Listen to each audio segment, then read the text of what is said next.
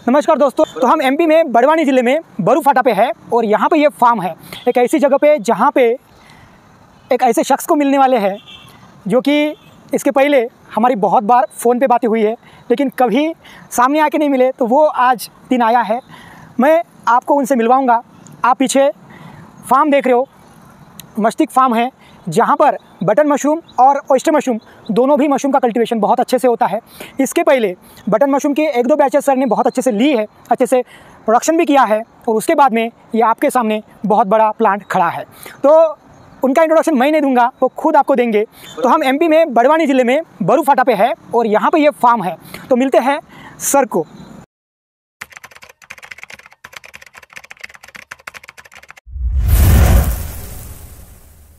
तो ये है हमारा फार्म और हम इंट्रोडक्शन लेंगे। अमर सर, आप अपना इंट्रोडक्शन दीजिए। नमस्कार सर, मेरा नाम अमर दुबे है। मैं रहवासी पचोर का हूँ। ये मध्य प्रदेश में एक छोटा सा तहसील है, इंदौर से 150 किलोमीटर दूर। और मेरा एजुकेशन बैकग्राउंड है MBA इन business analytics, Devi Ahilya university Indore से। इसके पहले 2017-18 में मैंने TCS नागपुर में भी वर्क किया है। और मेरा एग्रीकल्चर कोई बैकग्राउंड नहीं था। एक जनरल एक ट्रेनिंग में बैठा था, एक सेमिनार में, करीबन 80 से 90 लोग थे। वहाँ पे मुझे क्यूरियोसिटी हुई इस चीज़ को करने की। ना मेरा फैमिली का कोई बैकग्राउंड है, ना मेरी ऐसी एजुकेशन है, पर इस एग्रीकल्चर, इस हॉर्टिकल्चर फील्ड में आने का मेरी उत्सुकता बढ़ती गई। तो 2017 में मैंने एक छोटी सी पार्किंग, 2 व्हीलर पार्किंग में एक ट्रायल किया ऑयस्टर मशरूम का, जिसमें मैंने फ्लोरिडा ऑयस्टर मशरूम को उगाया। और करीबन ज़्यादा नहीं, 3-4 किलो बीज था। 2 व्हीलर की पार्किंग थी, बाम्बू ला के शेड डाल के अपने फ्लैट पे करा। 45 डेज़ में उसके अच्छे रिजल्ट्स मुझे टोटल मिले और मैंने वो वाली जितनी भी फसल आई थी, जो कल्टीवेशन हुआ था, वो अपने कॉलेज में जाकर सेल आउट कर दिया। नहीं, मुझे TCS जाने का मौका मिला। कुछ ही दिन बाद मेरा कैंपस सिलेक्शन हो गया, तो मैंने 1 साल के लिए इस चीज़ को होल्ड करा। पर वहाँ पे भी मेरी क्यूरियोसिटी कंटिन्यू रात दिन बढ़ रही थी। मैं वहाँ पे भी सर्चिंग कर रहा था। मैं नागपुर मार्केट को देख रहा था, तो मुझे पता चला कि इसका आने वाला टाइम बहुत अच्छा है। इसलिए मैंने 2017 से 18 में नागपुर 18 में लीव करके मैं वापस आया। मेरा CET के थ्रू MBA में सिलेक्शन हो गया था देवी अहिल्या यूनिवर्सिटी में। मैंने वो पढ़ते पढ़ते 2019 मिड से एक कंपनी चालू करी, एग्रोमेनिया हर्बल्स। उसके अंदर मैंने सबसे पहले ऑयस्टर मशरूम फ्रेश, ड्राई और उसका पाउडर की कल्टीवेशन चालू करी, सेलिंग चालू करी। फिर मैंने 2020 जस्ट लॉकडाउन से पहले मैंने एक बटन का प्लांट लगाया, जिसमें मैंने 10 से 12 टन कंपोस्ट डाला फर्स्ट फेज़ में। उससे मेरे का अच्छा रिटर्न्स मिला, तो मेरी क्यूरियोसिटी और बढ़ गई। वो एक नॉर्मल प्लांट्स थे, जनवरी-फरवरी के मंथ में था, तो ठंडाई थी, तो इसलिए मुझे AC की ज़रूरत नहीं पड़ी। कूलर्स वगैरह और जुगाड़ों से मेंटेन करा गया। देन मैं थोड़ा और बढ़ता गया, तो मैंने कुछ ट्रेनिंग्स दिए। बैंक ऑफ इंडिया RCT योजना में मैंने भेरूपुरा करके एक जगह है उज्जैन के पास, कायथा विलेज में, वहाँ पे मैंने कुछ 25 महिला को ट्रेनिंग भी दी। 16 महिला हमारे साथ जुड़ के काम भी कर रही थी बहुत दिन तक, और ऑयस्टर का पूरा प्रोजेक्ट चला। धीरे धीरे मार्केट डेवलप होता गया। मैं सर्चिंग कर रहा, कुछ यूट्यूब, कुछ गूगल, अलग अलग लिस्ट देखा, कुछ अपना पाउडर ऑयस्टर का हेल्थ के लिए अच्छा होता है ये जानने को मिला। सप्लीमेंट्स बन रहे हैं, तो मैंने इसको Ayurvedic, pharma industry, seasoning industry, Mumbai, Ahmedabad सब जगह पहुँचाया। बाहर फॉरेन से भी कुछ डिमांड होकर हुई, पर हमारे पास कैपेसिटी कम होने के कारण हम उसे फुलफिल नहीं कर पाए। धीरे धीरे ऐसा नेटवर्क मिला, लाइक प्रफुल्ल सर, किशोर पाटीदार जी मेरे साथ रहे, मेरे मेंटोर बन के हमेशा। इन्हें जब मुझे दिक्कत हुई, कोई मोल्ड आया, कोई दिक्कत आई, तुरंत गाइड करा, रात हो या दिन, 24/7 पूरा गाइडेंस मिला इन्हें। इस पूरे उसमें मेरी टीम में मेरे को-फाउंडर्स हैं, मेरे पार्टनर्स हैं, रुद्र प्रताप सिंह जो मेरे बचपन के क्लासमेट, मेरे बैचमेट, मेरे फ्रेंड हैं, उनने, और गर्वित ताम्रकर जी। ये इन लोगों ने मेरा बहुत साथ दिया और इन सबसे बड़ा रोल प्ले करता है अभी भी, और कंटिन्यू हो रहा है बहुत पहले से, जब से मैंने हर बिज़नेस की शुरुआत करी। मेरा एक अगरबत्ती का कारखाना भी है, 11 मशीनें हैं। इसके अलावा मैंने कुछ हेल्दी प्रोडक्ट्स का बिज़नेस भी करा और बहुत सारे प्रोजेक्ट्स पाइपलाइन में हैं। तो मेरे फादर, मेरे पापा श्री अशोक जी दुबे हमेशा मेरा बैक सपोर्ट ही नहीं, मेरा फ्रंट सपोर्ट बन के भी रहे, जिन्होंने मुझे हमेशा एक इससे वैसा नहीं मोटिवेशन दिया, साथ मिलके काम करा। उनका खुद के बिजनेसेस हैं, फर्नीचर का बिज़नेस है, होटल बिज़नेस है, ट्रैवल बिज़नेस है, पर सब छोड़ के वो मेरे साथ बैठे रहते हैं हमेशा काम करने के लिए। तो उनका बहुत बड़ा सपोर्ट है मुझे, फैमिली का बहुत सपोर्ट है। और मैं यही कहना चाहूँगा कि इस पूरे सिनेरियो में सबसे बड़ा सपोर्ट होता है फैमिली। जिस दिन फैमिली तोड़ना चालू कर देती है ना, कि आप मत करो, जॉब कर लो, कंपैरिजन बताती है, कोसती है, उस दिन आप टूट जाते हो, आप डाउन हो जाते हो। पर सबसे बड़ा बैक सपोर्ट मेरा फैमिली का ही रहा है। Family, friends, partners, all over मेरा एक्सपीरियंस बहुत गुड है।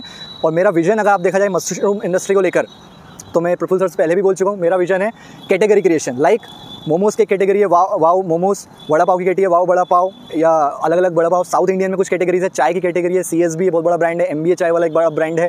एंड खिचड़ी की कैटेगरी, खिचड़ी नेशन इंदौर में भी है, वो बहुत बड़ी बड़ी कैटेगरीज है मेट्रो सिटीज़ में। तो मैं मशरूम की कैटेगरी डेवलप करना चाहता हूँ कि लोग मशरूम के फूड से विटामिन D, प्रोटीन की कमियाँ भी पूरी करें। साथ में इस गिमी की जो वर्ड है, या इसको टेबू माना जाता है मशरूम को, कुकुरमुत्ता के नाम से फेमस जिसे बोलते हैं लोग, मैंने कई सेमिनार्स दिए हैं, उसमें बताया गया है, तो उसमें हंसते हैं लोग। तो इसकी अवेयरनेस फैलाना चाहता हूँ कि ये कुकुरमुत्ता ठीक है आपके नाम के लिए है, पर इसके हेल्थ बेनिफिट संजीवनी से कम नहीं है। और ये आज का नहीं है, ये हज़ारों साल महाभारत काल से भी पहले संजीवनी जहाँ से हनुमान जी लाए थे, उस पर्वतों पर पाई जाती थी, पर हमें उसकी पहचान नहीं थी। Thank you so much. Thank you for your introduction. अब हम किशोर सर का इंट्रोडक्शन लेते हैं। नमस्कार दोस्तों, मेरा नाम है किशोर सीताराम पाटीदार, ग्राम पंचायत अघौन से हूँ, डिस्ट्रिक्ट खरगोन से। मेरा नेटिव प्लेस अभी फ़िलहाल कसरावद में हूँ।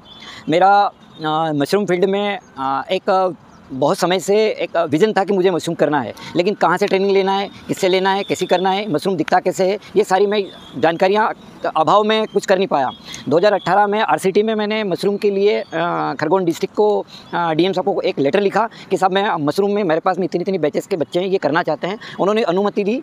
आरसीटी ने पूरा प्रोजेक्ट बनाया, हम लोगों को 35 लोगों को एक ट्रेनिंग दी। ट्रेनिंग लेने के बाद एक बैच निकल गई, सेकंड बैच के लिए फिर और स्टूडेंट को मैंने प्रमोट किया, उन्होंने आया।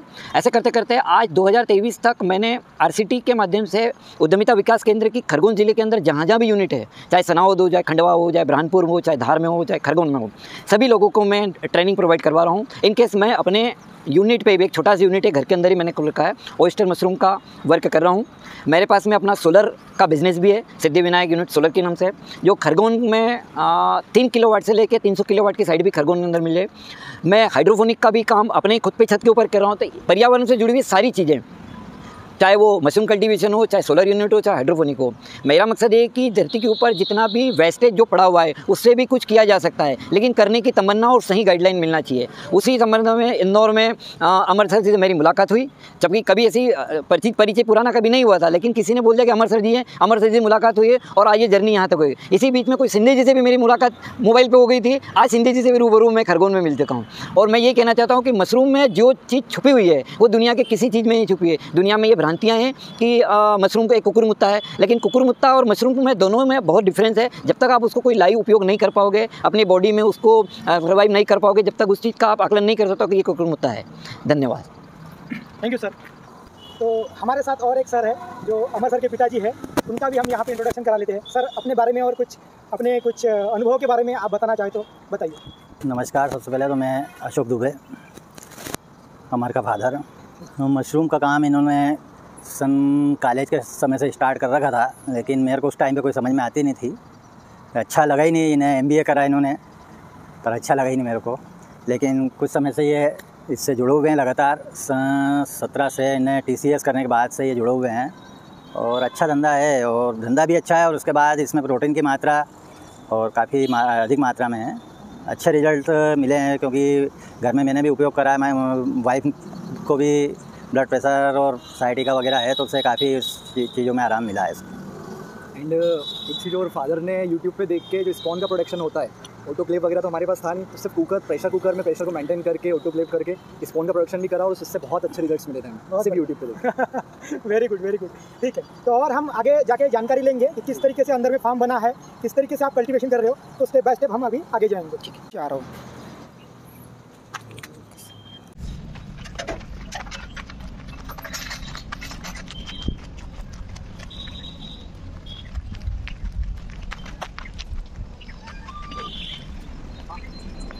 तो अमर सर जो है अपने फार्म की पूरी इन्फॉर्मेशन हमें देने वाले हैं जी। तो जैसे स्टेप बाय स्टेप जाएंगे, हमारे साथ हमारे दिमाग में जो भी सवाल आते हैं वो पूछेंगे, और सर को जो बताना चाहते हैं सर भी एक साथ में बताएंगे। ठीक है, तो यहाँ पे हम शायद चप्पल बाहर निकाल के रखना है हमें यूनिट में जाने की। हाँ सर, चप्पल क्यों बाहर निकाल के रखना है? बिकॉज हम लोग जब यहाँ पे पेस्चराइजेशन या जो प्रोसेस करते हैं, इसको ट्रीट करने के लिए ट्रीटमेंट जो प्रोसेस होती है, तो उसके लिए हम लोगों को बहुत सारे अलग अदरवाइज बैक्टीरिया जो आते हैं, ख़राब बैक्टीरिया जो होते हैं, उनसे बचा के रखना पड़ता है। इसमें सबसे बड़ा बैक्टीरिया तो हमारा ट्राइकोडर्मा है, साइंटिफिक नेम, इसको ग्रीन मोल्ड बोला जाता है। ये मिट्टी के थ्रू आता है, तो हमारी चप्पल जूतों में जो घास फूस मिट्टी लग के आ जाती है, उसके थ्रू अगर कोई भी बैक्टीरिया अंदर गया तो पूरी फसल को एक साथ नष्ट कर सकता है। इसके लिए हम चप्पल जूते बाहर उतार के क्लीननेस के साथ आगे जाके हाथ धो के फॉर्मेलिन या लाइमस्टोन के पानी से फिर आगे बढ़ते हैं। सर यहाँ पे कौन से मशरूम की आप फार्मिंग करते हो? यहाँ पे बेसिकली अभी हमारा प्रोजेक्ट ऑयस्टर मशरूम पे चल रहा है, प्लूरोटस ऑयस्टरटस साइंटिफिक नेम है, और बटन मशरूम पे चल रहा है। वेरी गुड, मतलब 2 मशरूम की आप यहाँ पे फार्मिंग कर रहे हो जी। ठीक है, यहाँ पे अलग अलग आपने स्टोर रूम्स बनाए हैं जी। सर ये केमिकल स्टोर रूम कौन से काम किए? सर ये केमिकल स्टोर रूम में अभी हमारे कुछ जो ऑर्गेनिक सप्लाई, जैसे कि लाइमस्टोन पाउडर हाइड्रेटेड जिसे बोलते हैं वो, या वेस्ट डिकम्पोजर, पन्नी, पॉलीथीन, रबर्स, ये सब रखा हुआ है सेटअप। ओके, ये अपने ऊपर डक्टिंग लगवाई है सर? ये पूरा, हाँ, ये डक्ट है जिससे इस चेंबर में थोड़ा ठंडक बना रहे। ओके, ऐसा। ओके, चलो आगे चलते हैं। ये हम लोगों के पास कुछ टैंक हमें प्री इसमें वो मिल गए थे, तो ये टैंक हमें यूज़ हो जाते हैं, जो हम लोग प्रोसेस करते हैं टैंक टंकी में या पूल बना के इसको भूसे को जो स्टरलाइजेशन करते हैं, तो उसके लिए हमें यूज़ हो जाते हैं। ये अभी आज ही हमने स्टरलाइज करने के लिए रखा है, अभी 24 आवर्स बाद हम यूज़ करेंगे। इसके अंदर हमने hydrated lime plus waste decomposer मिलाया है। ओके, और ये ऑयस्टर मशरूम के लिए है। ऑयस्टर मशरूम के लिए। ऑयस्टर मशरूम के लिए भूसा रेडी है ना जी, ये है एक वेस्ट डिकम्पोजर से आप स्टरलाइजेशन करते हो। अभी तक हमने जितने भी रिजल्ट्स देखे वेस्ट डिकम्पोजर के, एक्चुअली बहुत सारे लोगों के कंटेमिनेशंस हुए हैं। जी। तो आप दो कॉम्बिनेशंस यूज करते हो, एक है वेस्ट डिकम्पोजर, एक लाइमस्टोन। दोनों सही तरीके से आप मिला के इसमें हम लोग यूज करते हैं, तो कंटेमिनेशन के चांस बहुत कम हो जाते हैं जी। और बाकी इसके अलावा अदर फैक्टर्स भी डिपेंड करते हैं। जैसे हमने अभी चप्पल जूते उतारे, गंदगी हुई, कोई लेबर काम कर रहा है तो वो गंदगी ना करे, तो ये सब अगर हमने कंट्रोलेबल रखा तो सिचुएशन अच्छी आती है 100%। यहाँ पे कितना आप मतलब कितनी कैपेसिटी का ये टैंक है? ये करीबन इसमें 400 से 500 लीटर पानी आ जाता है। तो इसके हम लोग उस अकॉर्डिंग इसको स्ट्रोक गला सकते हैं इसमें। जी। ये हम लोगों का बटन मशरूम का कंपोस्ट है। इसका फर्स्ट फेज़ हम ऑलरेडी एक चैम्बर ग्रोइंग चैम्बर 1 में हम कर चुके हैं, उसमें हमारे करीबन 700 से 800 बैग रखा चुके हैं। ये सेकंड फेज़ है। ये जैसे ही अभी इसकी 8 पलटाई हो चुकी है, जो टर्निंग बोला जाता है बटन मशरूम में, हम इसको मैनुअली प्रोसेस कर रहे हैं। तो मैनुअली प्रोसेस करने के कारण टोटल 28 टू 30 डेज़ लग रहे हैं इसको प्रोसेस होने में। अगर ये हाईटेक या बंकर और टनल के थ्रू होता तो ये 15-16 डेज़ में प्रोसेस हो जाता, पर हमारे पास अभी वो फैसिलिटी नहीं अवेलेबल नहीं है। हम बहुत जल्दी उसे भी करेंगे, तो इसलिए 28-30 डेज़ लग रहे हैं। इसकी 8th टर्निंग हो चुकी है, 8वीं टर्निंग हो चुकी है। मतलब बटन मशरूम का कंपोस्ट बनाना हो तो मैन्युअली उसको 28 दिन से 30 दिन तक लग सकते हैं। मैन्युअली अगर आप जैसे हमने मेथड करा, इसे बाहर करते हैं विदाउट टनल और बंकर, बिकॉज टनल और बंकर का यूज़ जहाँ होता है कि जहाँ पे टेम्परेचर हम इतना ज़्यादा राइज कर देते हैं मशीनरी के थ्रू कि 120 डिग्री से 150 डिग्री सेंटीग्रेड तक चल जाता है। तो वो 15 डेज में ही फर्मेंटेड होकर पूरा उसके अंदर का बैक्टीरिया को नष्ट कर देता है, जो बैड बैक्टीरिया रहता है। पर हमारे पास यहाँ पे वो सब चीज़ें फैसिलिटी नहीं, तो इसका मैक्सिमम टेम्परेचर हमारा 65 टू 70 डिग्री सेंटीग्रेड तक गया। जी। तो नॉर्मली हमें 1 महीना लग ही जाता है। लग जाता है। और बंकर में किया जाए तो वो 15-16 डेज 16 दिन में बन जाता है। एक मेथड और इजाद हुई है, साइंटिस्टों ने करी है पूसा के, जेप्ट बोलते हैं जिसे, ZEPT, zero energy polytunnel method. उसके अंदर भी ये बोला जाता है रिजल्ट्स अच्छे, हमने ट्रायल नहीं करे अभी तक, और वो 16 टू 18 डेज़ में वो भी हो जाती है। उसमें क्या होता है, ऐसा ये जैसे टनल बना, तो ये 5x5 का एक टनल बनेगा पूरा, और इसके बीच में 3 से 4-5 पाइप लगा दिए जाएंगे, परफोरेटेड पाइप जिसमें होल्स रहते हैं।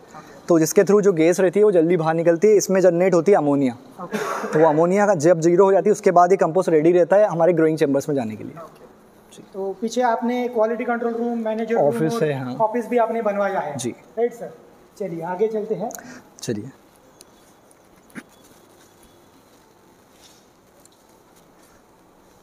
ये हम लोगों का मैं बता देता हूँ यहाँ पे आपको।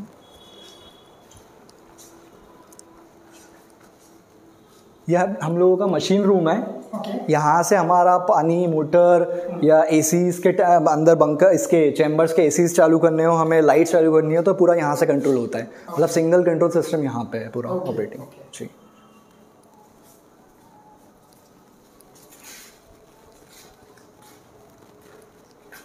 ये हमारे कुछ प्री कूलिंग चैम्बर्स हैं। ये हम लाइक अभी यूज़ कर नहीं रहे हैं, पर इसको इंक्यूबेशन की तरह यूज़ करा जा सकता है। ये 260 स्क्वायर फीट के चैम्बर्स हैं। इनमें अभी लाइट्स नहीं है क्योंकि हम यूज़ नहीं कर रहे हैं, पर मीटर्स लगे हुए हैं यहाँ पे। तो ये 260 स्क्वायर फीट के हैं सारे।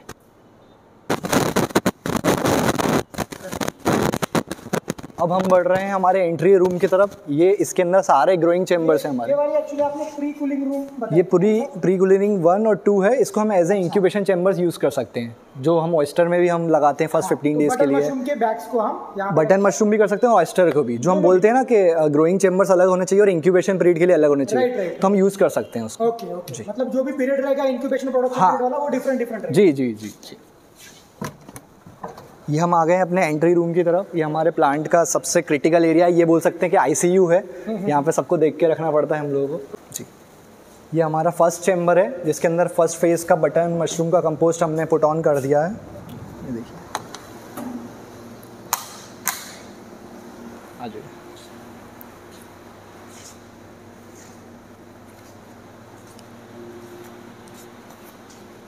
ये हमारे सारे चैम्बर हैं। इसमें एक ख़ास बात ये है इस चैम्बर में कि हमें 2 तरह के मॉडल्स यूज़ करने पड़ रहे थे, या तो MS का या SS का। पर जब हमने कॉस्टिंग स्ट्रक्चर निकाला, क्योंकि यूनिट ऑफ इकोनॉमिक्स ज़रूरी है, तो इस पूरे स्ट्रक्चर की cost as compare to SS या MS 2.5 टाइम्स कम आई है। इसलिए हमने बैम्बू यूज़ करा, और ये 4 से 5 साल बिल्कुल हमें दे सकता है। सर, ये SS और MS मतलब क्या है? SS और स्टेनलेस स्टील होता है, हाँ। और MS मतलब जो मीडियम स्टील होता है, जो आयरन रस्ट रहता है इसके अंदर। अच्छा। वो रहता है। तो इन दोनों के कंपैरिजन में SS सबसे महंगा रहता है, पूरा प्योर स्टील रहता है जो। पर हम लोगों ने बैम्बू का यूज़ इसलिए करा, इससे कॉस्टिंग डाउन हो रही है, और ये 4 से 5 साल हमारा कंटिन्यू चल सकता है। जी। और यहाँ पे अभी टेम्परेचर कितना है सर? सर यहाँ पे टेम्परेचर ये देखिएगा, एक मिनट, ये दो तरह के वो हैं हमारे पास मीटर। हाँ, वो वाला मीटर बाहर भी डिजिटल है। जी, डिजिटल भी है। इसके अंदर इसका टेम्परेचर लगभग हम लोग 23 डिग्री से 25 डिग्री सेंटीग्रेड रखते हैं और ह्यूमिडिटी 80 to 90%। और इसके अंदर अभी पूरे चैम्बर्स में आज हमने ये कुछ ऊपर के बैग्स आज फिल करे हैं। टेस्टिंग ट्रायल था, ये अभी जो कंपोस्ट बन रहा है उनके, ये करीबन 19 बैग वो रखे हैं जो आज के ट्रायल्स में थे 13 तारीख के। और इसके पहले इसमें 700 से 800 बैग ऑलरेडी फिल हो चुके हैं। ये हम लोगों का अलग अलग स्पॉन है, ये बटन का स्पॉन है, 1 किलो का पैकेट है ये मीटर जनरली हम ये भी यूज़ करते हैं, ये हाइग्रोमीटर कहलाता है, डिजिटल मीटर है। इसमें हमें ह्यूमिडिटी का परसेंटेज और डिग्री सेंटीग्रेड में टेम्परेचर भी मिलता है और टाइम भी दिखाई देता है। तो इसको हम यूज़ करते हैं लगभग अभी 24.9 डिग्री सेंटीग्रेड के आसपास। तो यहाँ पे अभी स्पॉनिंग हुई है क्या सर? हाँ, इसमें स्पॉनिंग करके अभी ये इसका इंक्यूबेशन टाइप का पीरियड चल रहा है, ये मान सकते हैं। हाँ। और कुछ दिन में इसमें सेकंड जो प्रोसेस होगी वो केसिंग की होगी। ओके। हाँ, कंपोस्ट हो गया, हाँ। स्पॉनिंग हो गई, अब जो प्रोसेस है वो केसिंग की होगी। जब इसके अंदर एक माइसेलियम जाल फैल जाएगा, लाइक मैं आपको अगर बता देता हूँ एकदम,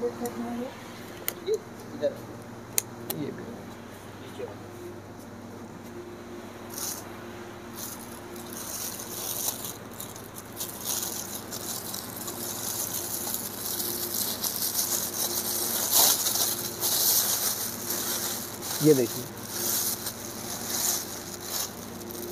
इसके अंदर ये वाइट कलर का माइसेलिया फैल रहा है, हाइफी बोलते हैं। ये देखिए, ये जब आने लगता है तो ये समझ लीजिए कि हमारा माइसेलियम रन हो रहा है। और जैसे ही ये पूरे बैग में फैल जाएगा तो फिर केसिंग का वक्त आता है, 1 से 1.5 इंच की केसिंग होती है। तो केसिंग के बाद फिर इसमें रफलिंग होती है और रफलिंग के बाद हम प्रोसेस यूज़ करते हैं, इसमें छोटा स्पून और डाल देते हैं। फिर कुछ दिनों बाद पिन हेड आके इसकी फ्रूटनिंग होने चालू हो जाती है।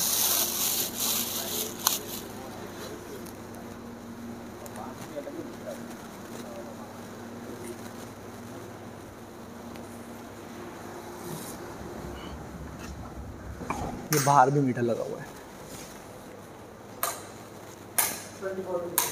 जी।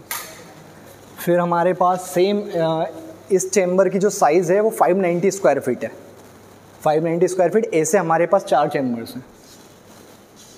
अभी ये भी है, पर इसके अंदर हम लोग अभी कुछ ऑयस्टर के डिटोरिएट बैग हो गए थे, इसको बंद है वो है। ये आपको विदाउट बैग्स का स्ट्रक्चर मिलेगा। यहाँ बहुत टेम्परेचर हाई है, 32-33 डिग्री सेंटीग्रेड है अभी, क्योंकि एसीज़ बंद है यहाँ के। और इसमें हमारे इसमें भी 700 से 1000 बैग आ जाएंगे। और अभी जो बाहर कंपोस्ट बन रहा है वो यहीं फिल होने वाला है। इसमें एयरेशन का पूरा प्रॉपर सिस्टम है। वहाँ पे आप जो देख रहे हैं, एक बार आप देख सकते हैं अंदर आगे,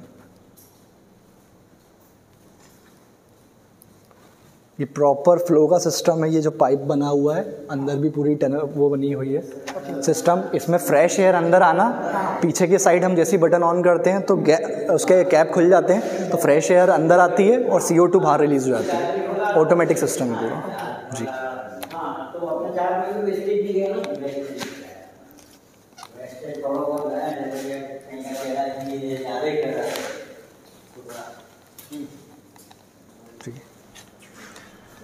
फिर सेम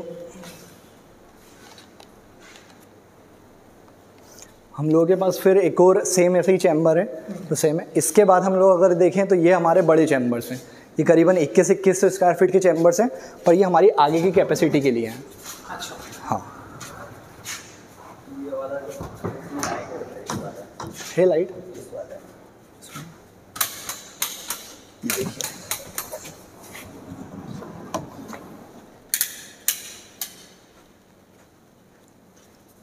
ये देखिए, ये पूरा करीबन 2100 स्क्वायर फीट के चैम्बर्स हैं।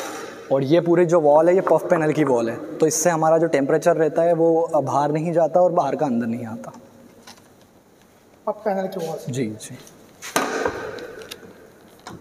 दो ये भी 2100 स्क्वायर फीट है। हाँ, 2100 और वो वाला भी 2100।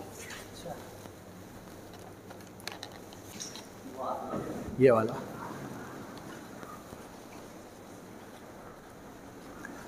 इस पूरे रूम में भी हम कभी अगर बैग्स को बाहर से इंक्यूबेशन से अंदर ला रहे हैं तो ये पूरे इसको भी हम टेम्परेचर सेट कर सकते हैं 20 डिग्री 22 डिग्री सेंटीग्रेड, कि जब वहाँ एंट्री से लेकर यहाँ तक आने में भी बैग को कोई नुकसान ना हो।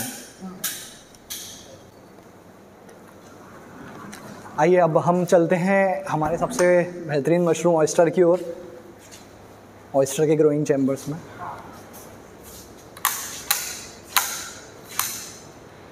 आइए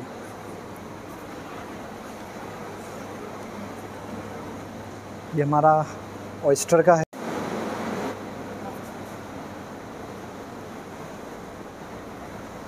इस पूरे ये 1600-1700 स्क्वायर फीट का चैम्बर है, जिसमें हम थोड़ा सा स्पेस छोड़ेंगे। यहाँ पे हमने देखिए बैम्बू नहीं लगाया है, ये वाला स्पेस, क्योंकि यहाँ पे हम पैकेजिंग या डिस्पैचिंग जो भी करना है वो करेंगे, और बाकी पूरे को मिला के 3500 से 4000 बैग इस चैम्बर में आ जाएंगे। जी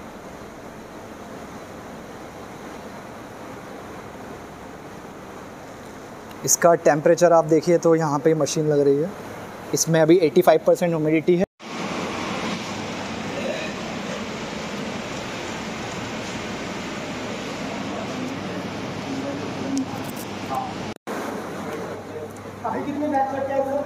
अभी हाफ कैपेसिटी है, मतलब ये मान लीजिए करीबन इसमें है 800 बैग।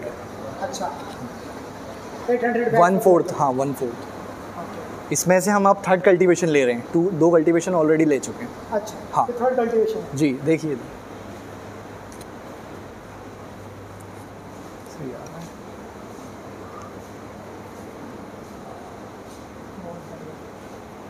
ऐसे ही अभी लाइन से बहुत सारा अलग अलग जगह पे कल्टीवेशन है, इधर भी है, और इस पूरी लाइन में अभी अंदर तक ही कल्टीवेशन है।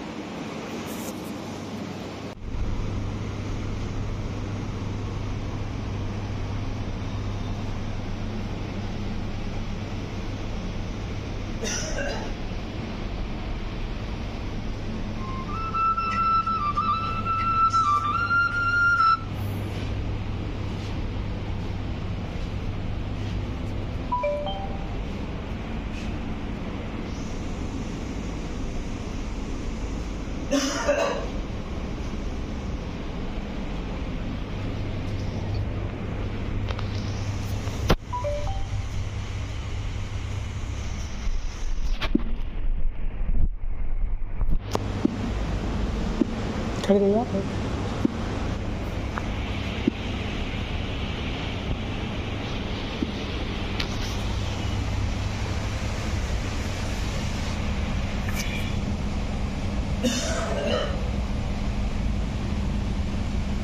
ये डिटोरिएट बैग था हमारा, मतलब ये बैग जो डिटोरिएट थे उनके अंदर से भी हमने कुछ ट्रीटमेंट्स करके वापस निकालना चालू कर। अच्छा खराब हो चुके थे, हाँ, हाँ। सोच चुके थे, वो खो चुके थे आएगा। हाँ, हाँ, ये हाँ। उसी का है।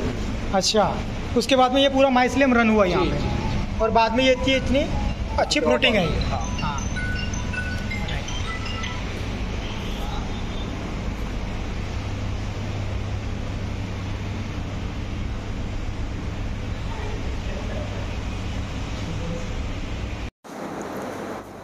सर पीछे कुछ बैग्स है जो खराब हुई है जी, तो किस वजह से वो खराब हुई है? अप्रोक्स हमारा जो वेस्ट बैग्स का रेशियो आया है वो 35% के आसपास आया है फर्स्ट बैच में हमारे। इसमें हमारा सबसे बड़ा इशू ये रहा कि उस टाइम पे हम लोग सुपरवाइज़ नहीं कर पाए, सुपरविज़न थोड़ा सा कमी थी, और हमारे जो लेबर थे वो न्यू हैं बिल्कुल यहाँ पे आसपास के इलाके में, इसकी अवेयरनेस नहीं है कि how to cultivate, how to process, how to sterilize. तो उन्हें स्टेलाइजेशन प्रोसेस में भी गलती करी, कुछ चीज़ ज़्यादा में कुछ चीज़ कम मिला दी, पूरी तरह से इसको जितना टाइम देना चाहिए उतना टाइम स्टेलाइज करा नहीं, पेस्टराइज करा नहीं। दूसरी गलती ये रही कि हाइजीन का इशू रहा, और तीसरी सबसे मेजर गलती जो मैंने खुद आके सेल्फ आइडेंटिफाई करी है वो ये कि बैग्स के अंदर जब हम थंब टेस्ट करते हैं, पाम टेस्ट करते हैं, पाम टेस्ट में हमारी यहाँ पे पानी आ जाता है, हम दबा के देखते हैं, अगर वो पानी ज़्यादा आ रहा है 50% से अबव रह रहा है हमारा मॉइस्चर, तो फिर हमें वो बैग उस टाइम फिल नहीं करना चाहिए, थोड़ा सूखने देना चाहिए। पर यहाँ पे ये गलती हुई कि उसमें पानी जैसे हमने नीचे होल्स करे तो बहुत तेज़ी से पानी टपक रहा था, तो मतलब बहुत इतना हाई था कि अंदर कीड़े पनपने लग गए थे पानी करंट